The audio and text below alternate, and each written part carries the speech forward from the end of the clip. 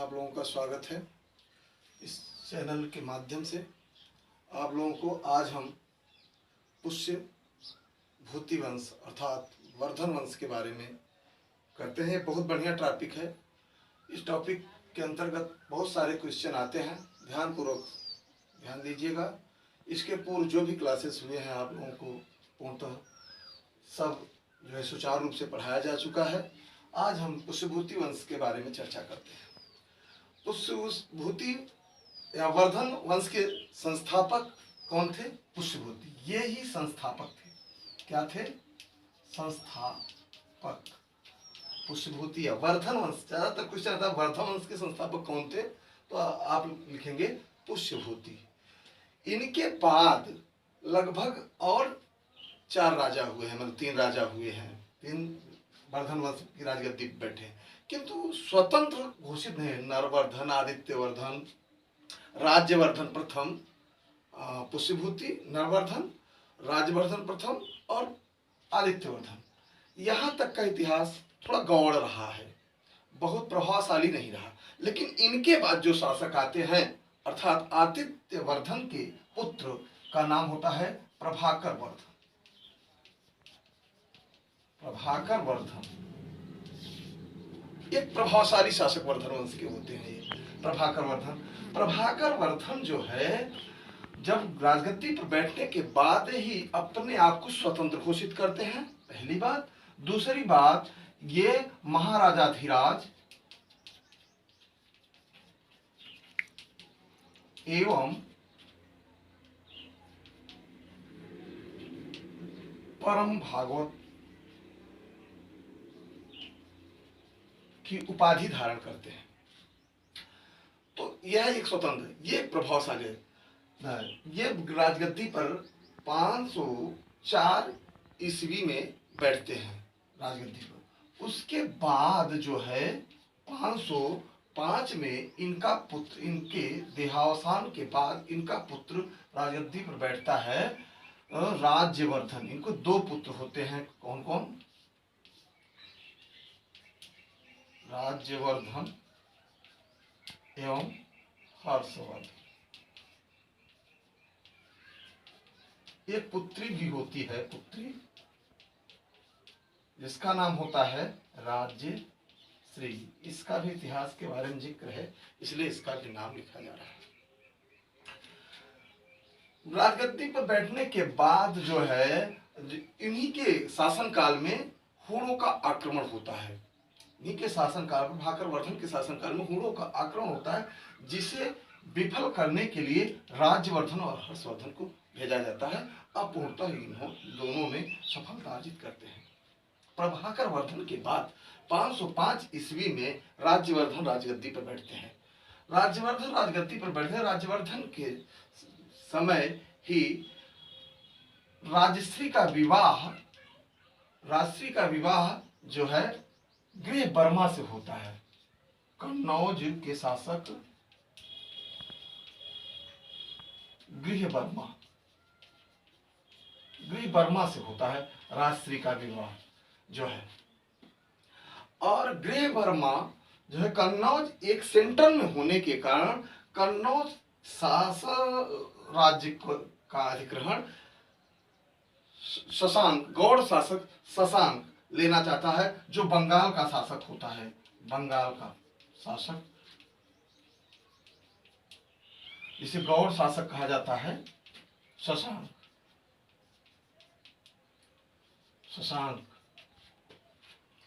यह जो है गृहवर्मा का हत्या कर देता है। गृहवर्मा का हत्या कर देता है और साथ में देवदत्त के साथ मिलकर के मालवा शासक देवदत्त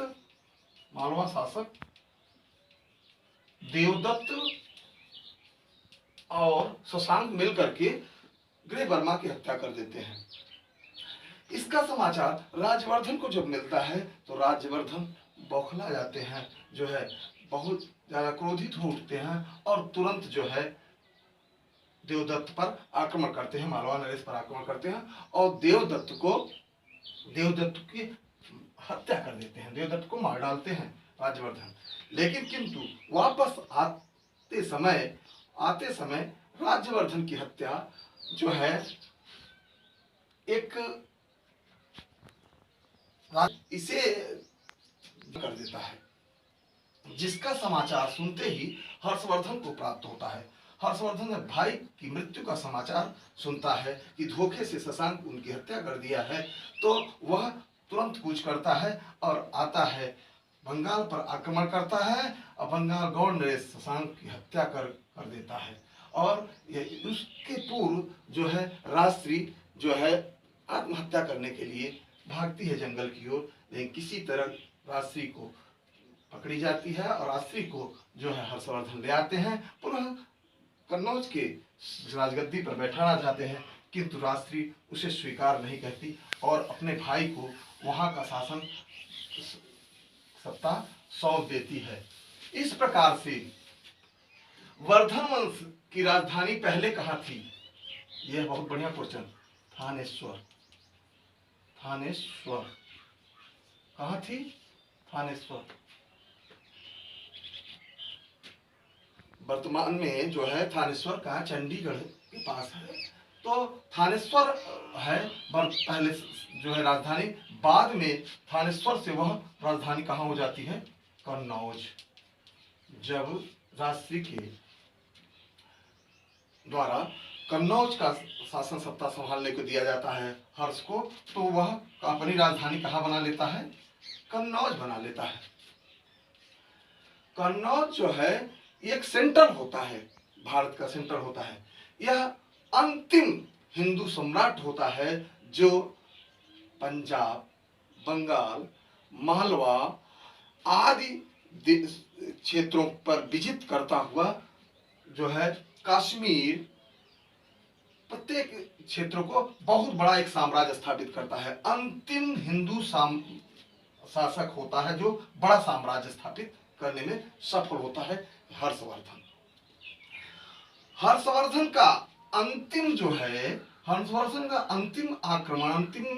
आक्रमण अब उत्तर भारत की ओर तो फैल चुका था पूरा उसका साम्राज्य, लेकिन दक्षिण भारत की ओर अभी नहीं फैला था। दक्षिण भारत की ओर करता है। दक्षिण भारत में नर्मदा नदी के पास वहां उसका सामना होता है चालुक्य नरेश पुलकेशियन द्वितीय से। किससे होता है? पुलकेशियन द्वितीय। ये क्वेश्चन आपको ध्यान रखना था। पुलकेशियन द्वितीय से होता है,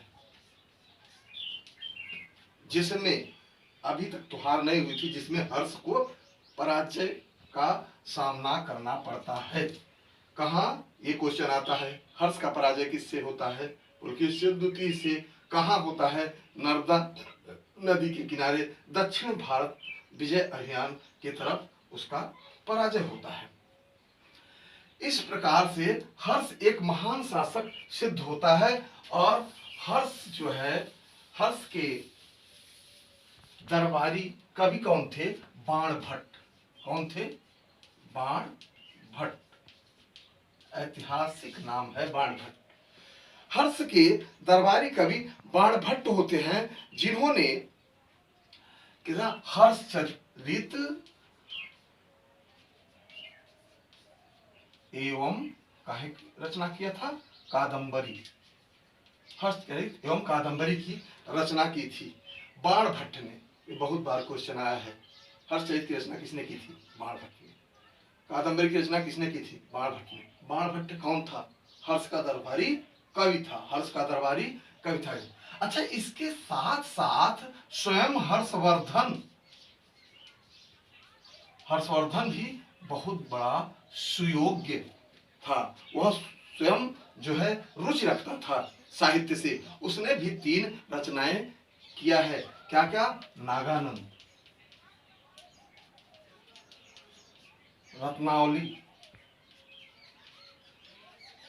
प्रियदर्शिका।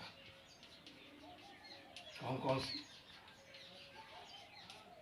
नागानंद, रत्नावली, प्रियदर्शिका। बड़े बड़े ग्रंथ हैं। इससे समझा जा सकता है कि हर्ष कितना सुयोग्य शासक रहा। यह एक पढ़ा लिखा शासक था, जो है हर एक क्षेत्र में कुशल शासक था, कुशल वीर योद्धा था, जो है तो नागानंद रत्नावली प्रियदर्शिका ऐसा आता है कि इसमें हर्ष के द्वारा लिखी गई पुस्तक कौन सी है, तो कोई एक दिया रहता है, या कौन सी नहीं है, तीनों दिया रहता है, एक गलत ऑप्शन दिया रहता है। तो इस प्रकार से आप यह क्वेश्चन, यह भी बहुत इंपॉर्टेंट है, बाणभट्ट और हर्षवर्धन की रचनाओं के बारे में आप जरूर ध्यान दीजिएगा। और अब हर्ष का प्रशासन के बारे में देख लेते हैं। हर्ष का दरबारी कवि हो गया, हर्ष के प्रशासन के बारे में देख लेते हैं। हर्ष जो है एक धर्म सहिष्णु शासक था। प्रत्येक धर्मों को वह पनाह बढ़िया ढंग से दिया, चाहे वो जैनी हो, चाहे बौद्ध धर्म हो, चाहे हिंदू धर्म हो, चाहे प्रत्येक धर्म को मानने वाला था। विशेष तौर से वह सूर्य, विष्णु, वो शिव की पूजा करता था, शिव की पूजा करता था।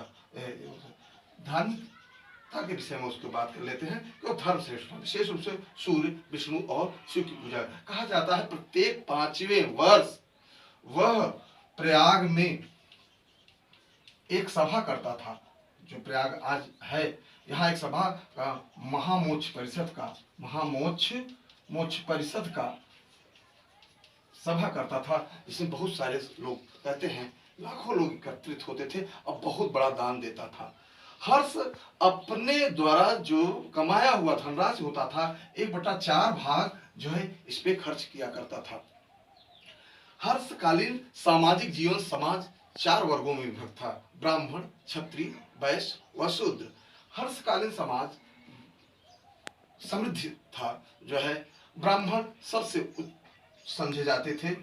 ब्राह्मण का काम अध्ययन, अध्यापन, दान देना, दान लेना था, ज्ञान प्रदान करना था। कुल मिलाकर के क्षत्रिय सुरक्षा व्यवस्था देखता था और वैश्य व्यवसाय व्यवस्था देखता था और क्षत्रिय सेवा तथा सेवा व्यवस्था देखा करता था।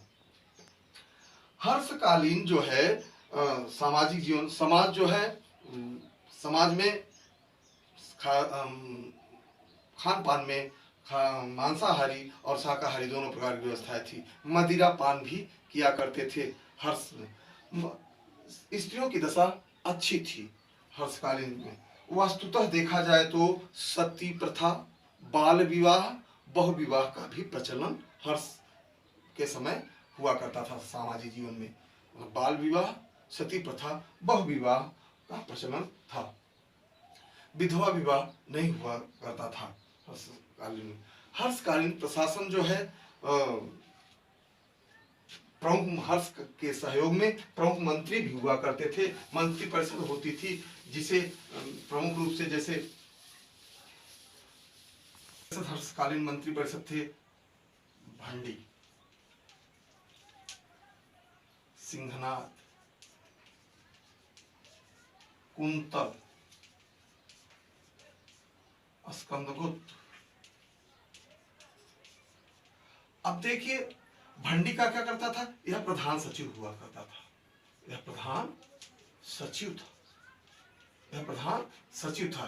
यह क्या था, यह प्रधान। सिंहनाथ क्या था, यह प्रधान सेनापति था, सेनापति था। कुंतल का अश्व विभाग था, अश्व सेना देखभाल करता था, जो है कुंतल कहा जाता था। और स्कंदगुप्त जो है गज विभाग या हाथियों की सेना का, गज सेना का देखभाल किया करता था। कहा जाता है कि यहाँ इनके जो भी पुलिस व्यवस्था थी उसे चाट या भाट नाम से पुकारा जाता था। दंडपासिक कहा जाता था, पुलिस व्यवस्था को दंडपासिक कहा जाता था। बहुत बढ़िया न्याय व्यवस्था था। धर्म सहिष्णु होने के कारण न्याय व्यवस्था उच्चतम था, जो है बहुत ही कठोर दंड, जो है कठोर अपराध के लिए कठोर दंड भी दिया जाता था। यह प्रशासन था इनका जो है आर्थिक जीवन कैसा रहा। हर्षकालीन आर्थिक जीवन जो है, देखिए प्रत्येक जो है उसका अर्थव्यवस्था का रीढ़ कहा जाता है कृषि, पशुपालन व्यवसाय, कृषि एवं पशुपालन। आर्थिक जीवन किस पर विशेष रूप से था, कृषि एवं पशुपालन पर। व्यवसाय भी था।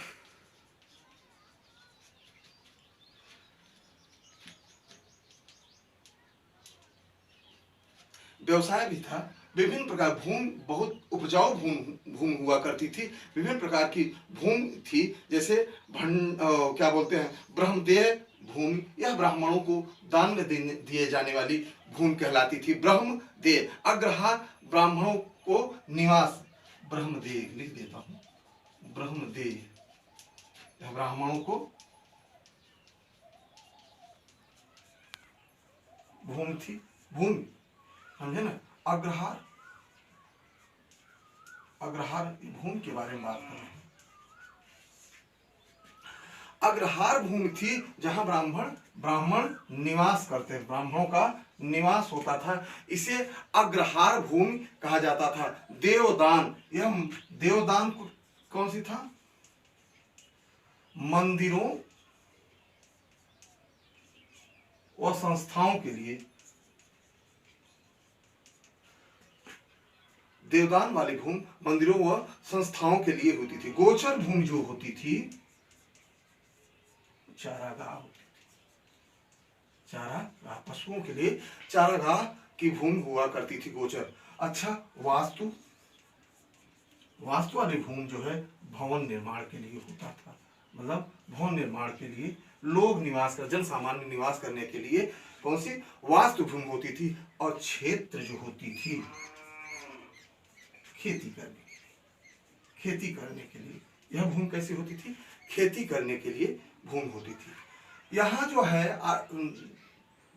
उपज का 1/6 भाग कर के रूप में लिया जाता था। कर के रूप में उपज का 1/6 भाग लिया जाता था। कर भी क्या थे? यहाँ भी भाग, उद्रंग, ऊपर और हिरण, कौन कौन से कर व्यवस्था थे लिख देता हूं।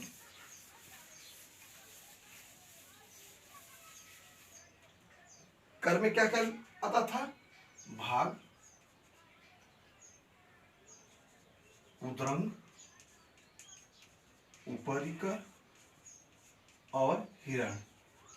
मुख्य रूप से यही कर के रूप में यह लिया जाता था। और उसके साथ साथ जो है आर्थिक व्यवसाय भी तीव्र गति से था। यह चीन के, मध्य एशिया चीन के साथ साथ अगल बगल सीमांत प्रदेशों में, आप चाहे ईरान हुआ, सिंधु हुआ, आपका जावा, सुमात्रा, श्रीलंका, प्रत्येक जगह यहाँ आदान और प्रदान अर्थात आयात और निर्यात भी किया जाता था। इसके साथ साथ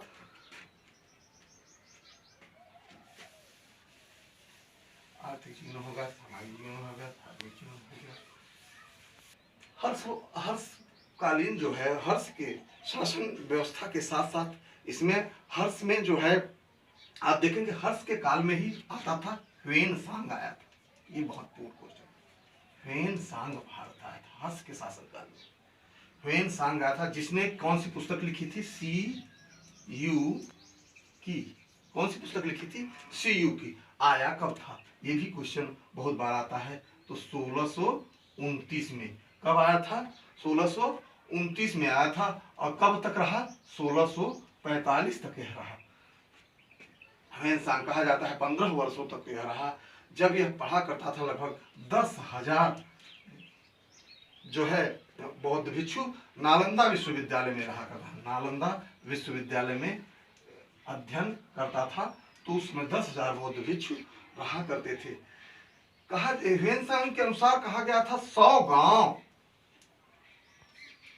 100 गांव जो है हर्ष, जो है हर्ष 100 गांव जो है गांव का उपज या गांव का आय, 100 गांव का आय जो है दान के लिए देता था। इस सिंह के अनुसार 200 गांव कहा गया है। इसके साथ साथ हर्ष जो है कब पैदा हुआ था, कुछ ये चीज नहीं बात किए थे। हर्ष जो है 590 ईस्वी में हर्ष का जन्म हुआ था।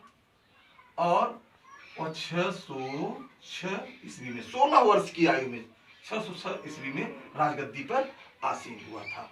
हर्ष ने ही थानेश्वर से अपनी राजधानी कन्नौज किया था। ये क्वेश्चन है। और इसके साथ साथ लगभग जो है यहाँ का प्रशासन भी देश भुक्ति विषय विषय ग्राम, ये थी शासन की इकाई थी। सबसे बड़ी इकाई देश थी, सबसे छोटी इकाई ग्राम थी। भुक्त थी विषय, जिसे जिला कहा जाता है, विषय पद, पाठक और ग्राम। इसके मुखिया को यहाँ गुप्त काल में तो ग्रामिक कहा गया था, यहाँ ग्रामाच्छा पटलिक कहा गया है। क्या कहा गया है? ग्रामाच्छा पटलिक। क्या कहा गया है? इसके मुखिया को ग्रामाच्छा पटलिक कहा गया है। इस प्रकार से आपका हर्षवर्धन वंश पूर्ण होता है। इसके बाद कोई अगर इसमें दिक्कत होगा तो आप जो है कमेंट्स बॉक्स में रखेंगे। ठीक है।